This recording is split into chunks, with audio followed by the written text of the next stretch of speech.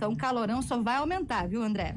Não tá fácil não. O nosso ouvinte, inclusive, aqui o Inácio, mandou uma mensagem pra gente, mandando uma foto lá da Avenida Brasil, mostrando aquele termômetro de rua, aqueles relógios, né, termômetros de rua, marcando 35, mas colocando uma sensação térmica aí de 45, 35.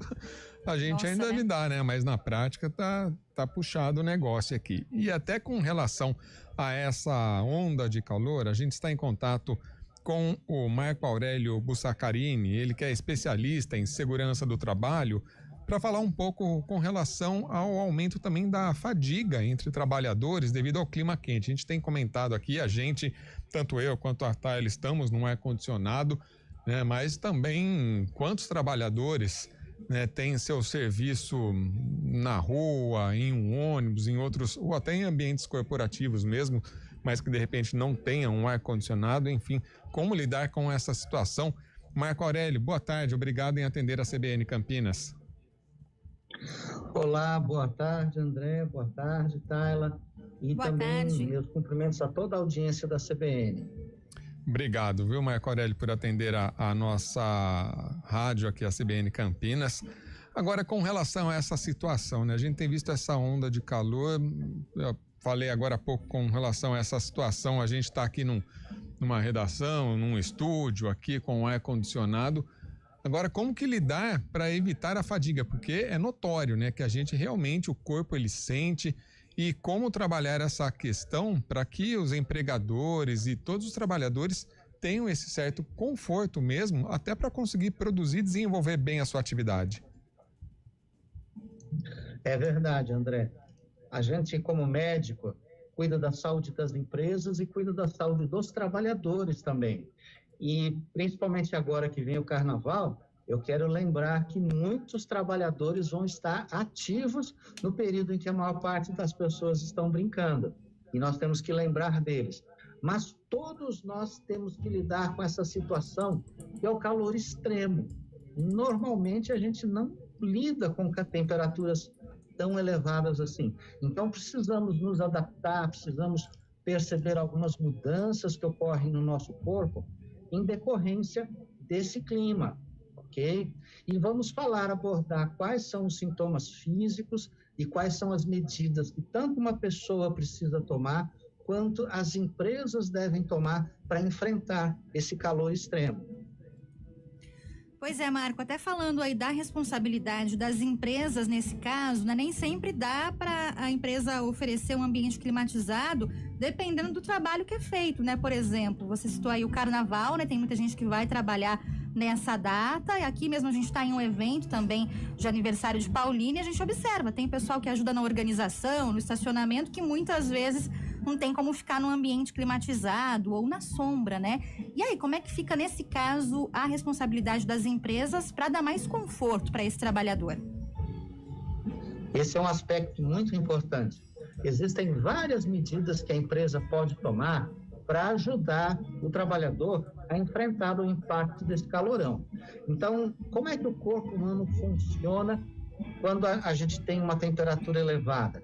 Nós precisamos, em primeiro lugar, beber mais água. Isso todo mundo sabe, todo mundo está com a sua aguinha aí do lado, mas se a gente se aperceber, o nosso suor, ele também tem um pouquinho de sal. A gente percebe isso às vezes na própria língua.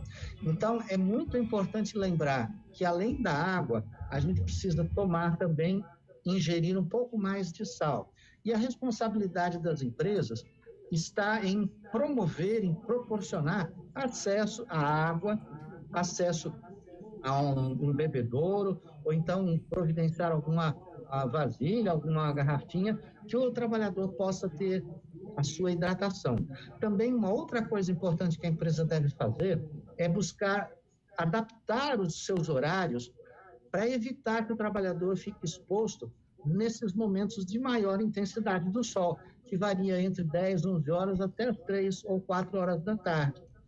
Se possível, colocar os trabalhadores em locais cobertos, mas a gente sabe que tem trabalhadores que estão ao ar livre, pessoal da construção civil, pessoal da agricultura, então eles têm uma sobrecarga térmica maior. As empresas também podem providenciar roupas adequadas um chapéu, aqueles chapéus que possuem uma aba, touca árabe, que a gente chama, camisas longas para impedir que o sol bata direto na pele. O tecido desses vestuários tem que ser um tecido adequado, que ele facilmente transpire e não aumente a temperatura do trabalhador. São medidas básicas que a grande maioria das empresas já costuma tomar.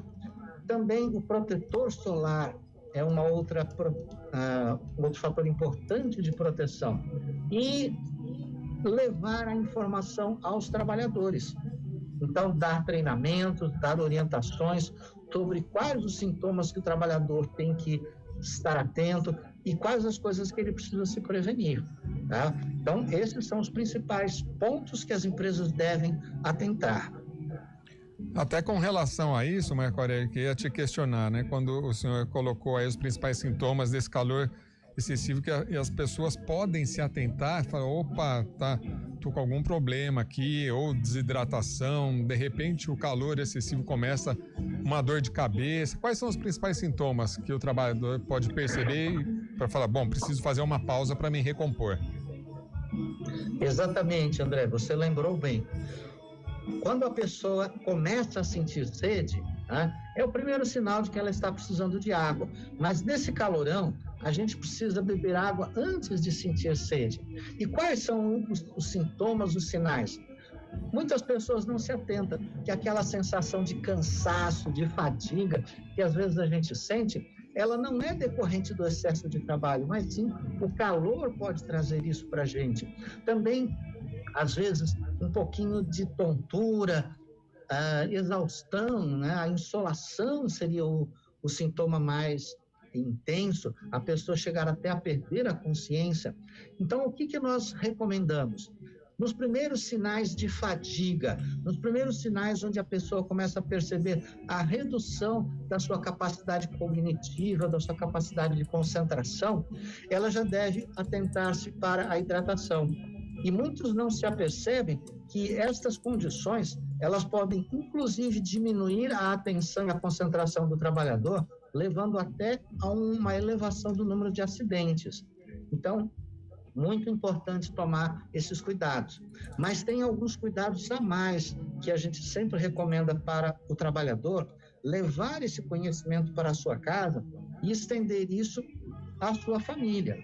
Uma coisa que a gente deve prestar atenção é que tanto as pessoas idosas quanto as crianças, elas são mais sensíveis à desidratação.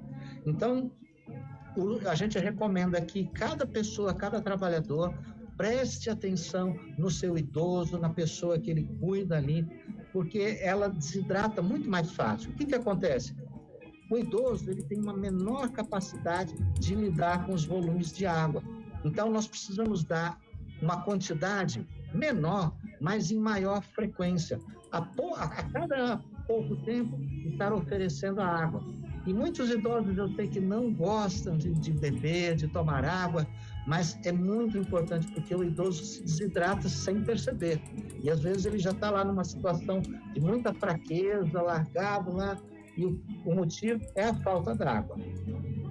É verdade, o senhor trouxe também, falando aí sobre as crianças e os idosos, dois públicos que requerem aí muito cuidado, um cuidado especial nesse calor excessivo. Quero agradecer ao Marco Aurélio Bussacarini, especialista em segurança do trabalho, dando essas orientações e dicas aí valiosas para que a gente possa lidar com essa situação, em especial agora nesse período de carnaval. Marco Aurélio, mais uma vez, muito obrigado, viu, em atender a CBN Campinas aí, uma ótima tarde para o senhor.